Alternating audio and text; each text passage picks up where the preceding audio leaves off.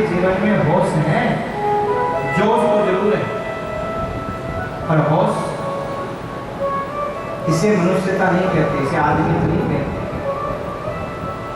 मनुष्य वो है जो दूसरे का दुख दर्द समझता हो, पराया दुख अपनाए उसे इंसान कहते, किसी के काम जो आए उसे इंसान कहते।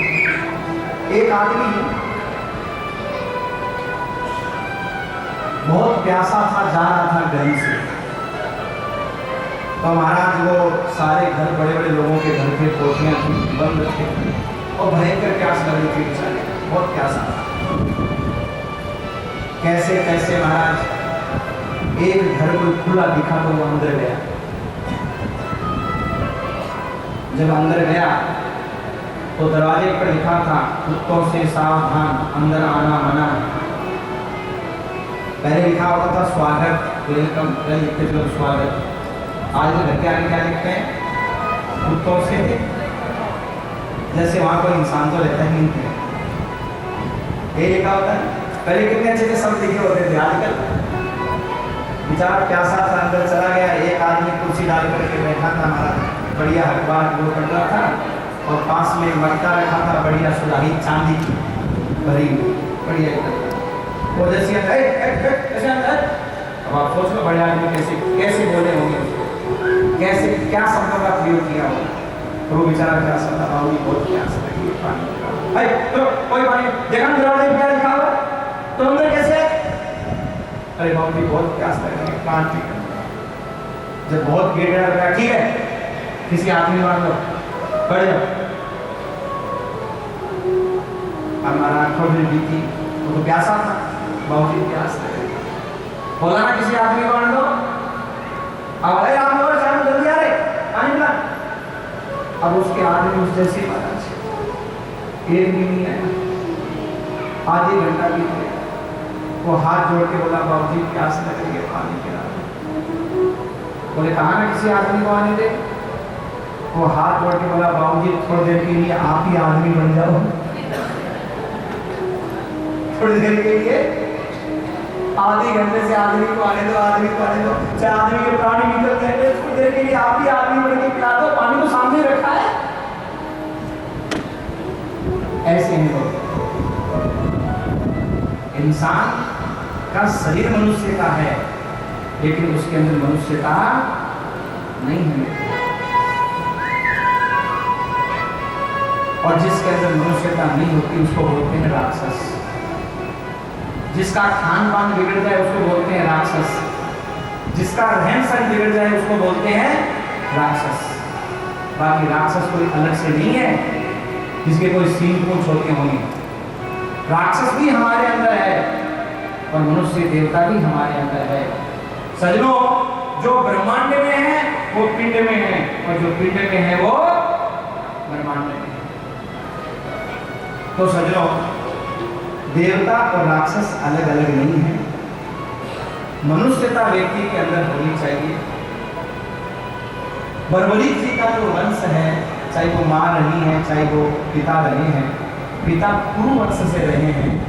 और सजनों, माँ ठीक है, इनके माँ के जो पिता थे, नाना थे, उनके हाव भाव विचार ठीक नहीं रहे होंगे, लेकिन मोरवी माता के विचार और भाव थे ना, वो कामाख्या माँ की परम भक्त थी। आगे सुनेंगे आप, कामाख्या माँ की परम भक्त थी ना। और जो कामाख्या माँ की परम भक्त है, उसके आचार और विचार कभी गलत नहीं हो सकते मेरे भाई। इसलिए हम राक्षस वंश उसको भी नहीं बोलेंगे, क्योंकि राक्षस की उत्पत्ति भी तो अच्छे वंश से हुई है, किसी ऋषि महात्मा से हुई, पहले से थोड़ी हुई महाराज। कुरु वंश के अंदर में आगे इस प्रकार महाराज प्रतीप हुए, प्रतीप के हुए शांतनु, और सजनों शांतनु के हुए देवव्रत, देवव्रत के हुए चित्रांगद, विचित्रवीर्य, और महाराज उनके हुए धृतराष्ट्र और पांडव। और धृतराष्ट्र और पांडव और विदुर ये तीन हुए हैं। धृतराष्ट्र, पांडव और विदुर ये तीन भाई हुए। और महाराज पांडवों के कौन? भीम। और भीम के हुए हैं घटोत्कच, और घटोत्कच के हुए हैं भरतमुनि। हो गया हमारा ये वंशावली बाबा खाकी वंश की। ये वंशावली मैंने आपको संक्षेप में सुना दी। तो कुरुवंशी हैं बर्बरीक जी। और सजनों, भीम जो नाग लोगों के, नाग परिवार के भांजे रहते हैं, ननियाल है भीम का नाग लोक में। तो जब उन्होंने देखा कि ये तो हमारा भांजा है, तो भांजा देख करके नाग लोक के जो अधिपति थे बड़े प्रसन्न हुए। देखा तो हमारा दोहिता लगता है, वो लगता है, बड़े प्रसन्न हुए महाराज, बड़े खुश हुए। आज एक नाग भी वहाँ मौजूद थे, नाना जी वहाँ थे। तो उसके बाद में वहाँ 8 अमृत के कुंड थे भरे हुए। वो 8 अमृत के कुंड थे। तो कहा कि तुम ऐसा करो भांजे, तुमको ऐसा बलवान बना करके भेजते हैं धरती के ऊपर कि कौरव द्वारा कुछ नहीं दिला पाएंगे। उन्होंने बताई सारी बात, ऐसे ऐसे महाराज मेरे को जहर दे दिया और सब पीछे पड़े हैं। पिताजी के जाने के बाद में दुर्योधन हमें मारना चाहता है, सारी बात बताई। तो जब सारी बात बताई तो नाना जी ने कहा कि चिंता मत करो, तुमको ऐसा बलवान बना करके भेजेंगे कि तुम्हारा कोई बाल बांका नहीं कर सकेगा। और सजनों, वो 8 अमृत के कुंड भरे हुए थे। तो कहा बेटा पी लो इसमें से थोड़ा सा। अब वो थोड़ा सा क्या, वो तो 8 के 8 पी गए भीम दादा, 8 के 8 अमृत के कुंड पी गए। और पीने के बाद कई दिन तक सोए थे, और कई दिनों के बाद होश आया, तब तक उनमें वो 10,000 हाथियों का बल उस अमृत के पीने के कारण है। और वहां से वो अमृत पी करके वापस धरती पर आए। इस रहस्य का पता युधिष्ठिर जी के अलावा और किसी को नहीं था। उनको तो बताई सारी बात, पर कौरवों को इस बात का नहीं पता था कि भीम के अंदर 10,000 हाथियों का बल है। और वहां से लौटने के बाद में ऐसा पटकना शुरू किया महाराज दुर्योधनादि को। सब आश्चर्य करते कि जहर खाने के बाद तो उसकी ताकत बढ़ गई। किसी को नहीं पता कि ताकत आई कहां से। और सजनों, वो ताकत जंगल में काम आई। भगवान हर व्यक्ति को मुसीबत के लिए कोई कोई साधन सुविधा दे ही देते हैं कि ये मुसीबत का समय कैसे निकालेगा। ध्यान रखिएगा, कष्ट आने से पहले भगवान उस कष्ट को सहन करने की ताकत व्यक्ति को देते हैं कि कैसे ये कष्ट सहन करेगा, दुख सहन करेगा। और महाराज आज भीम दादा अपनी मां कुंती के साथ, भाइयों के साथ में विचर रहे हिडम्ब वन में, गहरी प्यास लगी मन में, गहरी प्यास लगी मन। श्याम मेरे श्याम, मेरे श्याम बाबा श्याम।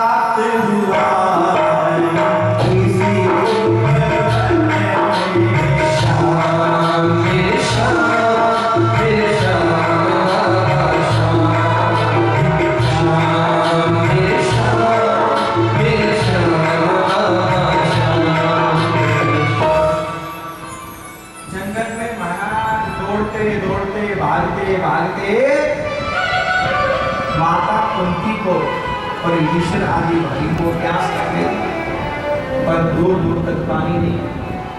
सबने कहा, देख माता कुंती बोली, बेटा भीम अब तो हमें लेकर के कहाँ तक दौड़ेगा, हम एक जगह बैठ जाते हैं और तो कहीं आसपास से पानी ढूंढ करके तो चारों भाइयों को, माता कुंती को एक जगह बिठा करके और भीम दादा पानी लेने के लिए महाराज जी गए। भीम दादा पानी ढूंढने के लिए गए, सबको बिठा करके। अच्छा, वो ढूंढते ढूंढते कहां पहुंच गए? हिडम्ब वन में, जहां हिडम्ब राक्षस रहता था। हिडम्बासुर और हिडम्बा उसकी बहन रहती थी। हिडम्ब और हिडम्बा दोनों उसी जगह रहते थे। अब हिडम्ब नाम का जो राक्षस था उसको मनुष्य की गंध आई। पानी ढूंढ रहे थे, पानी को मिला नहीं, मनुष्य की गंध आई। तो गंध आई तो उसने अपनी बहन हिडम्बा से कहा, हिडम्बा ऐसा लगता है आसपास में तो मनुष्य है, गंध आ रही है, फिर जा मार करके लिया तो उसी को खाएंगे। और अपनी बहन हिडम्बा को उन्होंने भेजा। तभी तीव्र सोए हुआ अंधियारा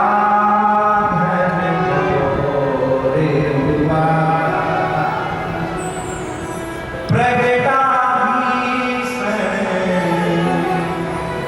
तब एक दानव चाहता भक्षण करना मानव, चाहता भक्षण करना मानव। अपनी बहन हिडम्बा से हिडम्ब ने कहा, जाओ कोई मनुष्य की गंध आ रही है, मनुष्य को ढूंढ करके लाओ।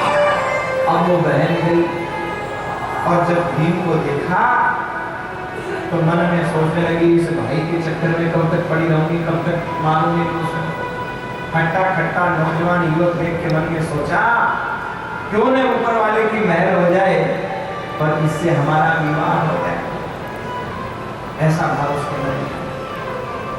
और उसने महाराज भीम को देखना शुरू किया। भीम ढूंढ रहे थे, पीछे भी चल रही थी महाराज देख रहे।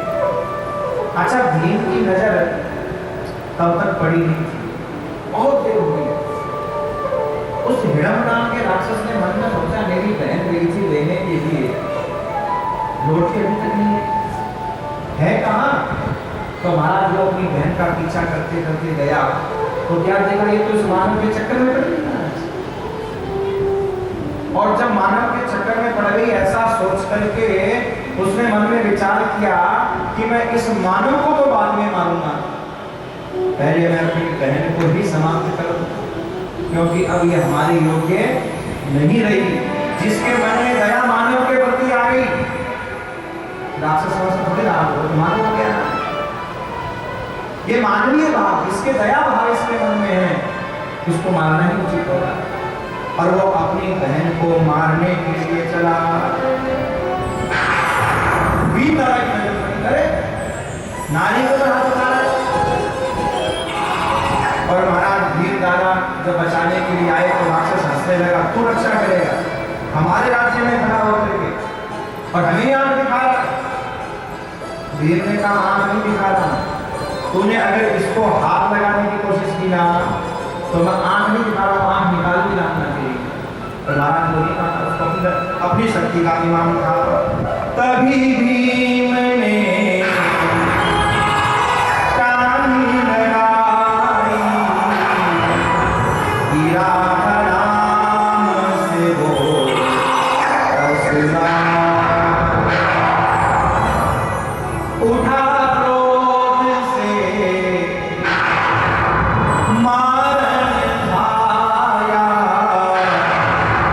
वीर भीम के सन्मुख आ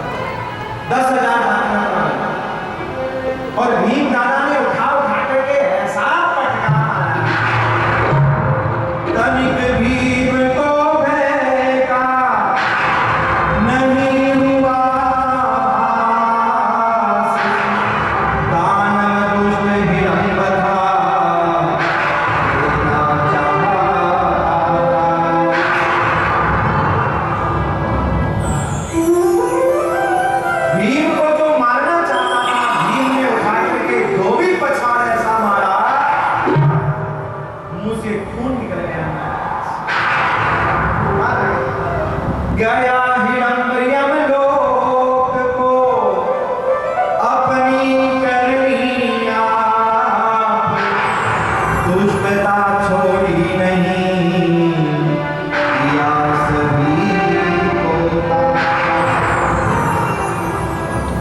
एक मुष्टिका फिर धर दीनी, गर्दन धड़ से अलग की, मरा हिडम्ब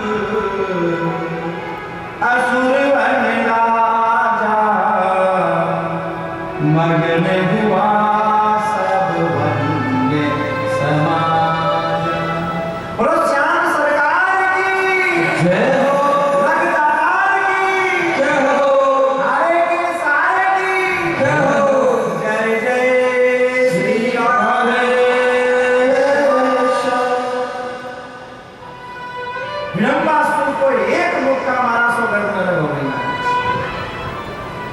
पूरा वनराज प्रसन्न हो गया, क्योंकि दुष्ट आदमी कहीं भी रहे पूरा गांव दुखी रहता है, चाहे बोले नहीं, मुंह पर चाहे कैसी हाँ हाँ हाँ हाँ हाँ करे, लेकिन हर आदमी पीछे से गालियां ही देता है, तो व्यक्ति दुष्ट होता है।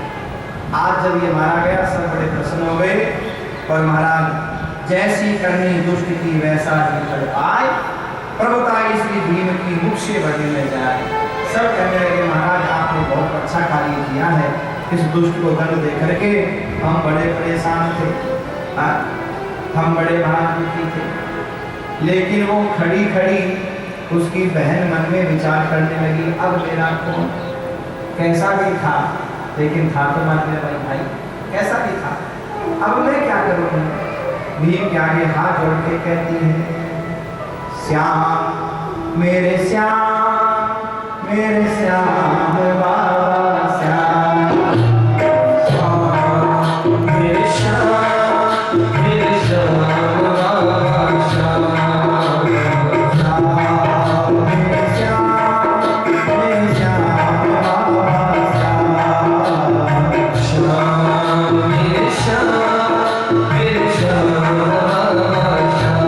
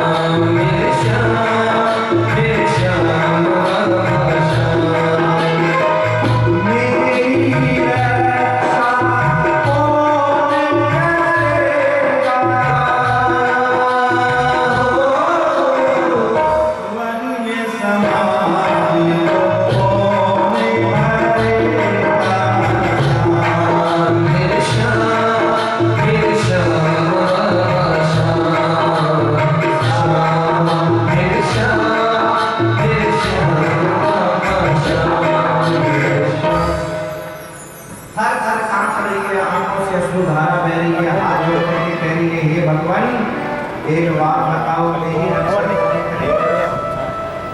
आपने जिस हिरण्यकासुर को मारा है, जो इस राज्य को संभाला करता था, अब इस प्रजा को कौन संभालेगा? क्योंकि अगर राजा ना हो तो सज्जनों प्रजा का कार्यभार चल नहीं सकता। राजा की बहुत आवश्यकता होती है, कार्यभार राजा होना बहुत आवश्यक है। तो कहा भगवान मेरा क्या होगा, मेरा जीवन कैसे चलेगा? पड़ी चरण वह भीम के होकर ऐसी निहार, रक्षा मेरी कीजिए ये पांडव के लाल। हाथ जोड़ के बोली, हे पांडव के लाल आप मेरी रक्षा कर, मुझे भी साथ में रखो। भीम बोला तू बावड़ी हो रही है, हमारे तो ठिकाने नहीं है, 5-5 तो बल में भटक छक्की हो रहा है तू। हाँ 6 तो थी, 5 5 6 हो, हमारा दिमाग साथ ही क्यों रहा है पढ़ने के। अरे तुझे कैसे रखेंगे, हम कैसे रक्षा करेंगे? वो बोली आप चाहे कैसे करो मुझे, ओ मुझे चरणों में बसा दे, ओ पांडव के नारे, मुझे चरणों में बसा दे। मतलब मेरे से विवाह कर लो। भीमोला पागल बड़ा भाई बैठा है, तो कैसी बातें कर रही है? विवाह के बाद यहाँ पर खाने के लाले पड़े, हम लोगों के ही नहीं है, और तू राजा विवाह कर ले, कहाँ भूख में भूखा रही है? अरे तू आराम से रहती है। उसने कहा कि स्त्री के जीवन में 3 सहारे होते हैं, और 3 में से एक टूट जाए तो भी जीना मुश्किल होता है। ध्यान दीजिएगा, चाहे वो कितनी कलेक्टनी बन जाए, इंस्पेक्टरनी बन जाए, कुछ भी बन जाए। आप जरा सोचो, कोई बहुत बड़ी पुलिस के अधिकारी हो, क्या रात में अकेले निकल जाएगी हो? डरेगी नहीं? सोचो, भले कितना ही कहे कि नहीं नाम नहीं, जब अकेली होती है। हाँ, और साथ में भाई हो, पति हो, पिता हो, शेरनी बन जाती है महाराज। आपको पता है जब रावण आया ना, रावण सीता के पास, तो आप वो सुंदरकांड में पढ़ते हो ना, तृणधर ओट पढ़ते हो, कहे हुए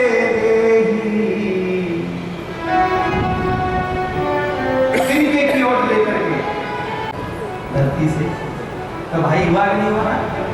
है तृणधर ओट तिनके की ओट लड़के कहती मुझे तेरा मत समझना, मेरा भाई मेरे साथ है।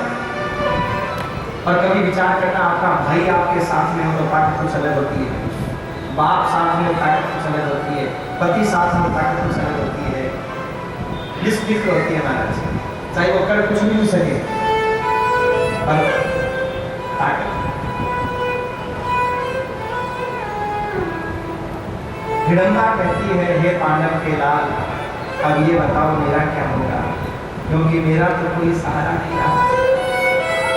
कहती है बचपन में मेरे पिता छोड़ कर चले गए,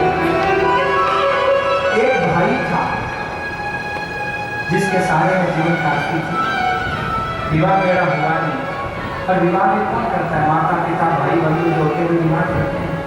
तब आप एक बात बताओ, कितना बड़ा राज्य, मैं अगला क्या करूँगी, कैसे राज्य को संभालूंगी, कौन मेरी रक्षा करे?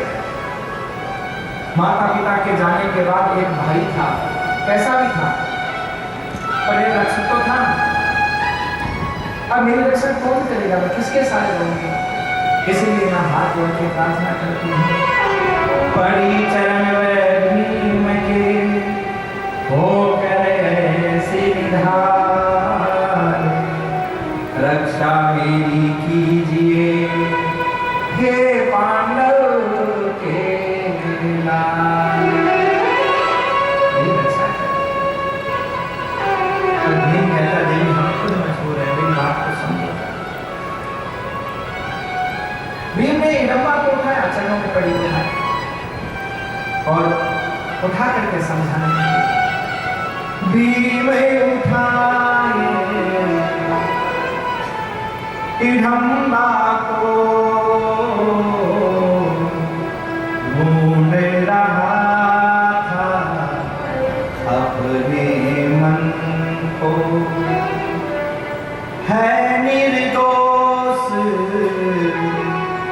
यह नारी अबला, कैसे रक्षित बनेगी सदा,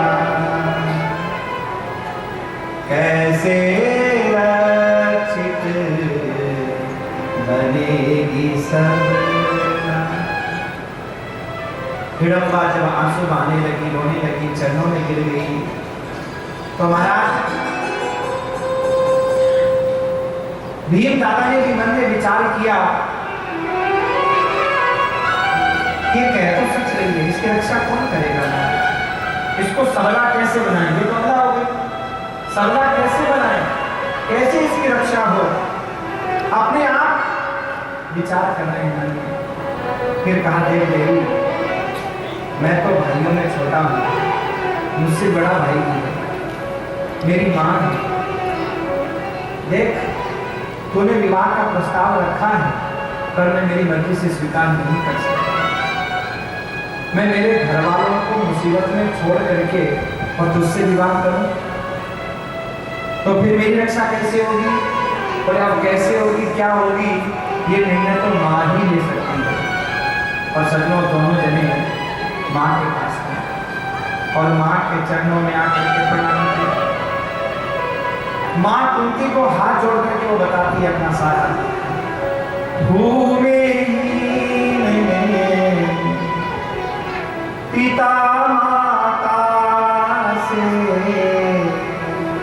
जन्म से पोषित निज भ्राता से, जन्म से पोषित निज भ्राता से, निश्चित करिए मेरा जीवन, किससे रचित मेरा यौवन। हे मां, मैं आपकी शरण हूं, विचार करो, अगर आपकी बेटी होती मेरी जगह तो आप क्या निर्णय लेते? क्योंकि बचपन से मैं बिना माँ बाप की रही हूँ, भाई मेरा समाप्त हो गया है, शरणागत हूँ, मैं आपके बड़ी चरण हूँ। अब मैं आप मेरा जीवन का निर्धारण कीजिए कि या तो मैं मर जाऊं और या फिर आपके पुत्र के चरणों की राशि बन जाए। अब माँ ने भी सोचा, क्या करेंगे, क्या निर्णय करेंगे, बहुत विचार किया। निज पुत्रों के साथ में कुंती करे विमर्श, भीम हिडम्बा व्याह हो एक यही निष्कर्ष, भीम हिडम्बा व्याह हो यही निष्कर्ष। पांचों पुत्रों के साथ में बैठ करके और माता कुंती ने विमर्श किया, राय मसला किया। कभी अपने पुत्रों की तरफ देखती, अपनी दशा की तरफ देखती, और कभी उस अबला की तरफ देखती जिसकी आंखों में आंसू, और हाथ जोड़ करके मानो बार बार कह रही थी, शरणागत हूँ अब मैं आपके, बड़ी चरण अब हूँ मैं आपके। बार बार माता कुंती ने विचार किया, और विचार करने के बाद एक निर्णय लिया कि भीम का और हिडम्बा का विवाह करा दिया जाए, इसके अलावा कोई दूसरा उपाय नहीं। अच्छा, विवाह किस कारण हो रहा है? उसने कहा था कि मेरी रक्षा करने वाला कोई नहीं है, मैं किसके सहारे हूँ? क्योंकि नारी के जीवन में 3 सहारे होते हैं, बचपन में पिता का, जवानी में पति का, और बुढ़ापे में बेटे का। और सजनों, इन 3 में से एक भी सहारा टूट जाए तो नारी का जीना बड़ा मुश्किल है। अगर बचपन में पिता का हाथ सर पे नहीं है तो मैं जाने उस बिटिया को लोग कैसी कैसी नजर से देखते हैं। अगर जवानी में पति का हाथ नहीं है सर पे तो कथा में भी जाकर के आएगी तो लोग पता नहीं कैसी कैसी बातें करेंगे। और अगर बुढ़ापे में बूढ़ी के पास बेटे का सहारा नहीं है, नालायक निकल जाए या बेटा छोड़ करके चला जाए तो उस बूढ़ी का जीना भी बड़ा मुश्किल है। तो विवाह किस कारण, आज ये विवाह का निर्णय, बड़े भाई का विवाह नहीं हुआ है और छोटे भाई के विवाह का निर्णय लिया जा रहा है। क्यों? क्योंकि धर्म क्या कहता है? धर्म कहता है कि शरण में आए हुए की रक्षा करो।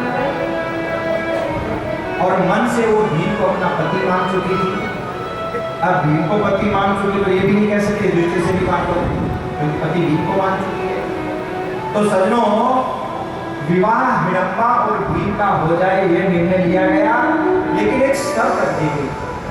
शर्त क्या? बोले जब तक एक संतान नहीं होती तब तक भीम तुम्हारे पास रहेगा, और जैसी संतान हो जाएगी भीम तुमको छोड़ करके हम भाइयों के पास वापस आ जाएगा, 1 वर्ष तुम्हारे साथ ही रहेगा। दूसरी शर्त क्या थी कि ठीक है तुमको सहारे के लिए विवाह करना है, पुत्र चाहिए, लेकिन कभी भी तुम हस्तिनापुर में कभी हस्तक्षेप नहीं करोगे। ऐसा नहीं कि भाई पुत्र भीम का तो जाकर के वहां पे राज्य में महाराज वैसे ही भाई लड़ रहे हैं, तुम राजा लड़ने के लिए यार मेरा बेटा है, इसको ज्यादा अधिकार दो, राजा बनना बड़ा बेटा है। ये सब पहले व्यक्ति की थी कि विवाह तो होगा, लेकिन इस शर्त के साथ होगा कि कभी भी तुम्हारा हस्तक्षेप हस्तिनापुर के प्रति नहीं होगा। लो जी बाबूजी, तुम अपने राज्य में अपने पुत्र के साथ में खुश रहो, और वो तुम्हारा जंगल में रहने वाली वो हिडम्ब वन इतना बड़ा राज्य था, उसे जरूरत ही नहीं, उसे तो केवल अपना सहारा चाहिए था। और सज्जनों, बड़े धूमधाम से, धूमधाम तो क्या, पर जो वहां की प्रजा थी उसने तुम्हारा उत्सव बनाया, पांडवों ने बनाया नहीं बनाया, पर हिडम्ब वन की जो प्रजा थी उसने खूब उत्सव मनाया, और भीम का विवाह संपन्न हो गया। श्याम मेरे श्याम, मेरे श्याम बाबा श्याम, श्याम मेरे श्याम, मेरे श्याम बाबा श्याम, श्याम मेरे श्याम, मेरे श्याम बाबा श्याम, मेरे श्याम, मेरे श्याम बाबा श्याम।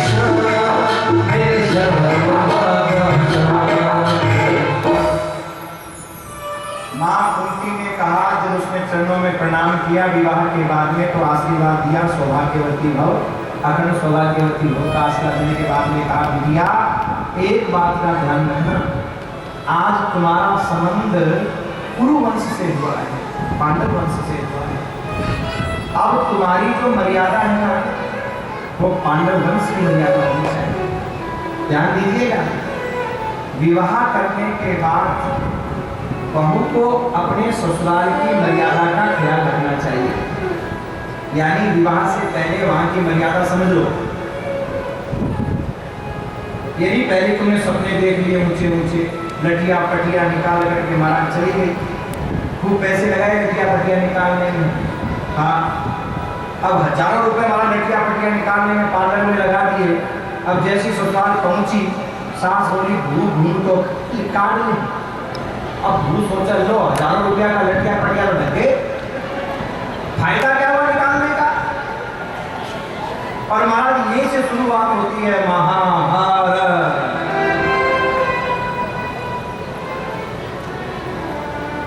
तो भैया ये मर्यादा पहले दे दो कि तुम जहां जा रहे हो वहां लटिया पटिया कितनी चलेगी तुम्हारी, हाँ, क्योंकि विवाह के बाद में बहू को अपने ससुराल की मर्यादा का पालन करना चाहिए। तो या तो पहले समझो विवाह करो मत, न अपनी जिंदगी खराब करो न सामने वाली की जिंदगी खराब करो, और विवाह अगर कर लिया है तो फिर कभी भी वहां की मर्यादा का उल्लंघन मत करो। सजनों, माता कुंती ने भी यही समझाया, देख बिटिया, आज अगर तेरे साथ में कुछ अच्छा होता है तो पांडवों का अच्छा है, तेरे साथ में बुरा होता है तो पांडवों का बुरा है। भला और बुरा सब अब तेरा किसके साथ जुड़ गया? पांडवों के साथ जुड़ गया। और सत्यता है, विवाह के बाद सबको विचार करना, आप घर का सूतक पातक किसको लगता है? बहू को लगता है, क्यों लगता है?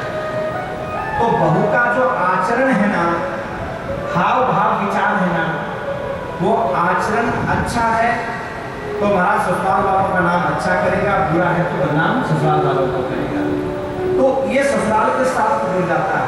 अब एक बात और ध्यान रखना, जब तुम्हारे घर का सूतक पातक तुम्हारी बहू को लगना शुरू हो जाता है ना, तो बहू की आंख में आने वाला आंसू किसको लगेगा?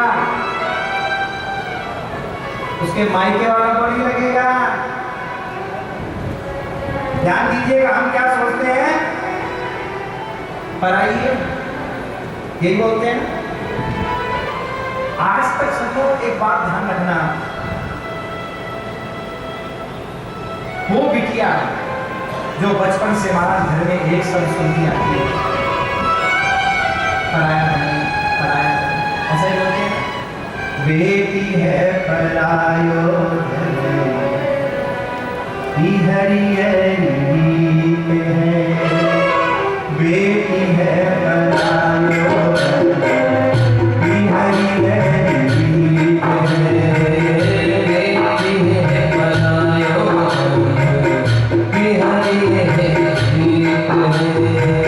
छोड़ चली सासरिया में, छोड़ चली सासरिया में, तोड़ सब सीख है, छोड़ चली सासरिया में, तोड़ सब सीख है।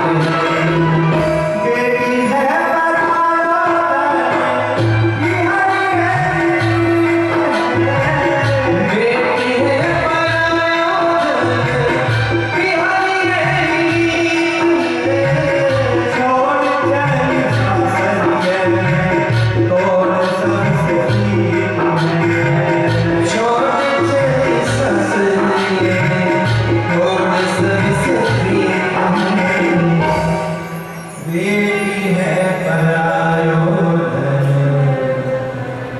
बेटी है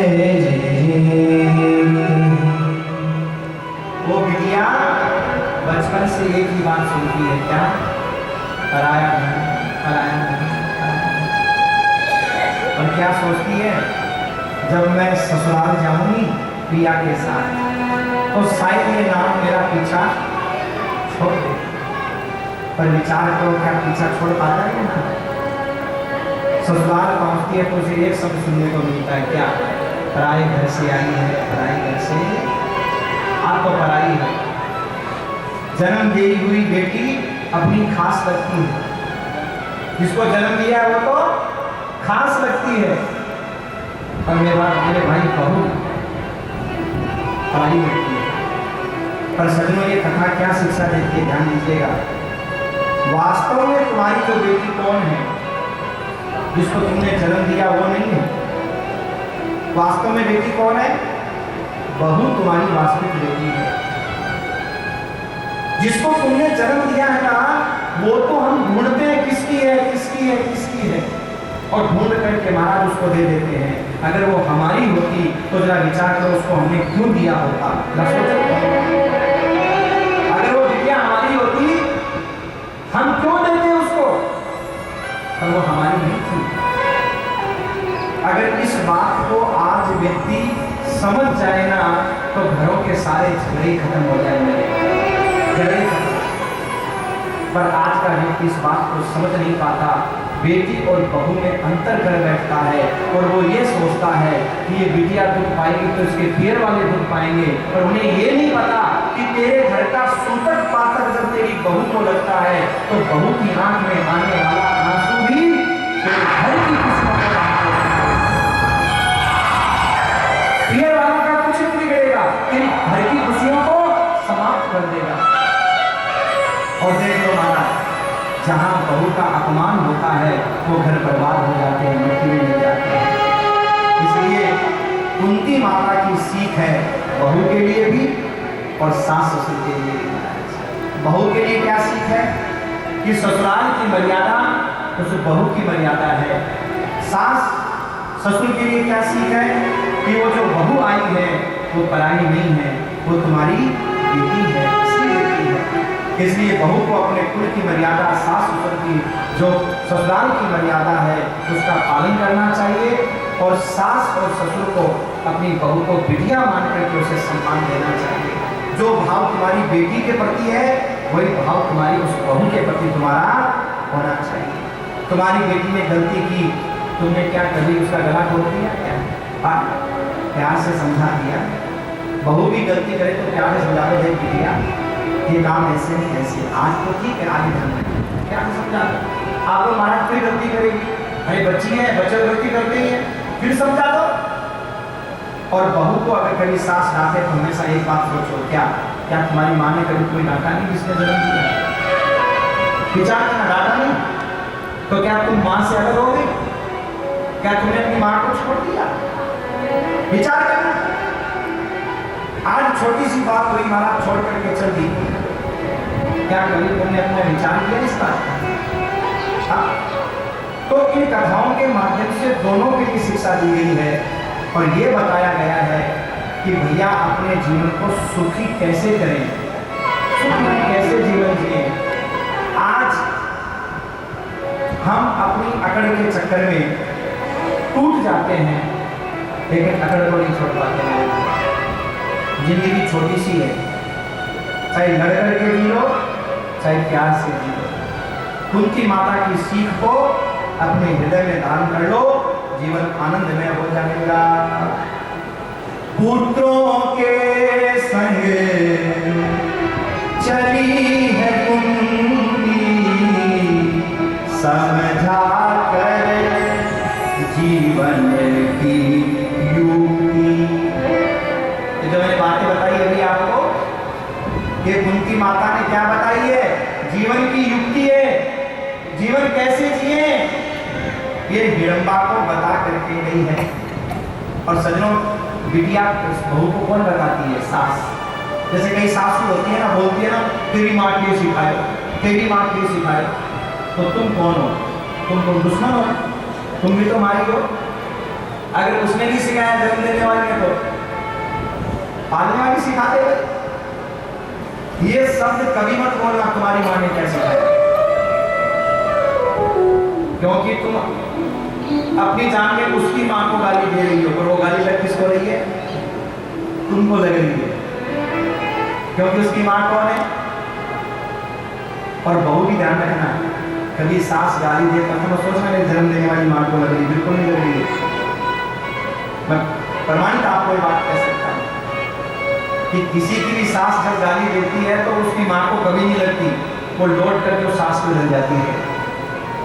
इसलिए अब कभी भी कोई किसी की सास गाली देना तो इस बात को याद कर लेना कि आपने माने तो लागी नहीं। इसलिए इधर सुनना, इधर वैसे तुम्हारी असली माँ सास ही है, पर तुम उसको अगर असली माँ मान रहे हो तो उसको गाली नहीं लग रही, चिंता की बात नहीं। कुंती माता ने युक्ति बताई है। माता भ्राता चले गए और रह गया भीम, पल में क्या कुछ हो गया सोच रहा था भीम। भीम मन में विचार करने लगा कि देखो विधाता के लेख देखो, थोड़ी देर पहले क्या था पर अब क्या हो गया। यानी समय को भरोसो कोनी, कद पलटी मार जाने। समय को भरोसो कोनी, कद पलटी मार जाने। कदे कदे दाना सो सिंह हार जाने, कदे कदे दाना सो सिंह हार जाने।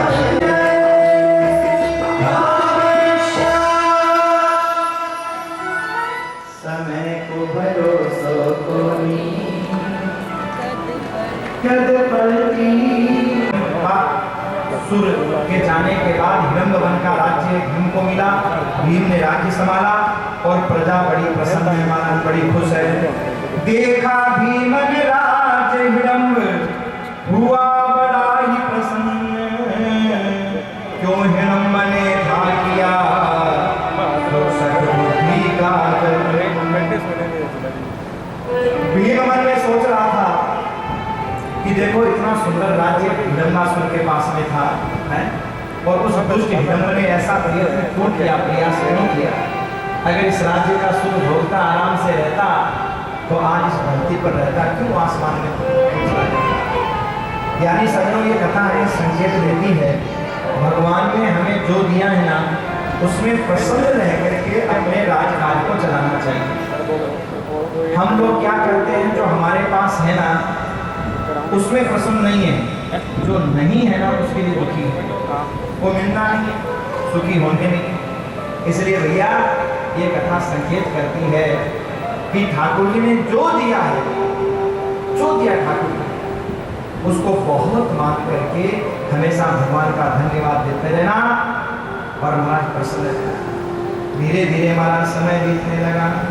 भीम से राजा बने रानी हिडम्बा नार, दोनों ने मिल ले लिया राजकाज का भार। बहुत सुंदर राज्य चलाने लगे, प्रजा बड़ी सुखी थी, आनंद में हो गई उस हिडम्बा की प्रजा। और सजनों धीरे धीरे महाराज समय बीतने लगा और वो हिडम्बा गर्भवती हुई, और हिडम्बा गर्भवती हुई, प्रसव काल नजदीक आने लगा और महाराज बड़ी प्रसन्नता के साथ समय बीतने लगा। हिडम्बा मन में विचार कर रही है क्या, कितना सुंदर होगा वह, कितना सुंदर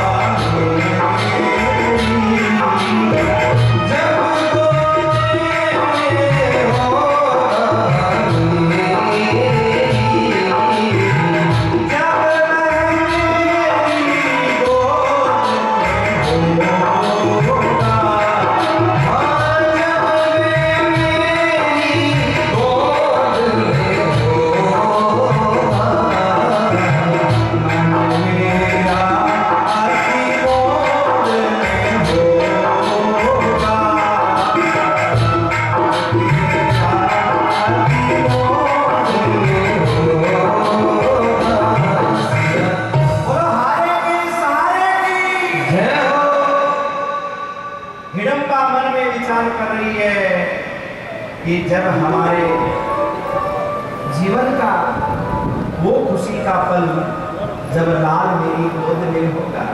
और हिडम्बाई में सुनो, हर माँ बच्चे के आने की बड़ी खुशी मनाती है। हर माँ कहते हैं कि जब प्रसव पीड़ा होती है, 1000 बिच्छू एक साथ काटे इतना दर्द होता है, लेकिन बच्चे का मुख देख करके वो माँ प्रसन्न हो जाती है और सारी पीड़ा को भूल जाती है। सारी पीड़ा माँ ने बच्चे को 9 महीने गर्भ में रखा, नहीं रोई, प्रसव पीड़ा का दर्द सहन किया, नहीं रोई, उसके लालन पालन में नहीं रोई, पर जानते हो माँ की आंख में आंसू कब आता है? जब बच्चे बड़े होने के बाद कहते हैं तूने हमारे लिए किया है। बड़ा कहता है छोटे के लिए किया है, और छोटा कहता है बड़े के लिए किया है। तो माँ का हृदय होता है। अरे माँ तो वो थी खुद भूखी रही, मुझे खिलाती रही। माँ तो वो थी जब बीमार थी तो सारी रात जागती रही। विचार करना, जो तुम्हारे माँ बाप ने तुम्हारे लिए किया है, तुम उसका थोड़ा सा भी कर दोगे ना, तुमका बुढ़ापा निकल जाएगा। तुम्हारे माँ बाप ने तुम्हारे ऊपर जितना धन खर्च किया है, उस धन का तुम ब्याज भी दे दोगे ना, मुंह को छोड़ो, तो भी तुमका बुढ़ापा आराम से गुजर जाएगा। कभी भी अपने माता पिता को कुछ दो तुम बुढ़ापे में, तो एहसान मत समझना, क्योंकि एहसान तो उनका ही रहेगा बेटा। माँ के दूध की कीमत कभी चुकाई नहीं जा सकती। माँ ने जन्म दिया नहीं रोई, 9 महीने गर्भ में रखा नहीं रोई, लालन पालन किया नहीं रोई, पर माँ की आंख में आंसू कब आया? जब औलाद ने कहा हम बड़े हो गए हैं, तुम कौन हो जो हमारी जिंदगी का फैसला? जब बड़े ने कहा छोटे के लिए किया है, छोटे ने कहा बड़े के लिए किया है, तो माँ का हृदय रो पड़ा और रोता हुआ कहने लगा, अरे बेटा तूने माँ की कदर नहीं जान। जब माँ ने तुझे दूध पिलाया, जब माँ ने तुझे खून पिलाया, तब तूने माँ जानी। अरे बेटा तूने माँ की कदर नहीं जान। ध्यान दीजिएगा, इतने बड़े ऐसे नहीं हो गए हो। गर्दन नहीं समझती थी महाराज, अगर माँ ने थोड़ी लापरवाही कर दी होती तो आज तुम्हारी गर्दन सीधी नहीं टेढ़ी हो गई होती। अगर माँ ने थोड़ी सी लापरवाही कर दी होती तो एक हाथ दबाओ टेढ़ा मेढ़ा हो ही गया होता। पर जाग जाग करके हर पल महाराज ध्यान रख करके तुमको इतने से इतना बड़ा किया है, तो चाहे बेटी हो चाहे बेटा हो, वो कभी ये बात कहने का अधिकारी नहीं है कि तुम कौन होते हमारी जिंदगी का फैसला करने वाले। ये हमारी सभ्यता की, ये पाश्चात्य संस्कृति में है। हमारी सभ्यता तो वो है कि हम अपने माता पिता के लिए जीवन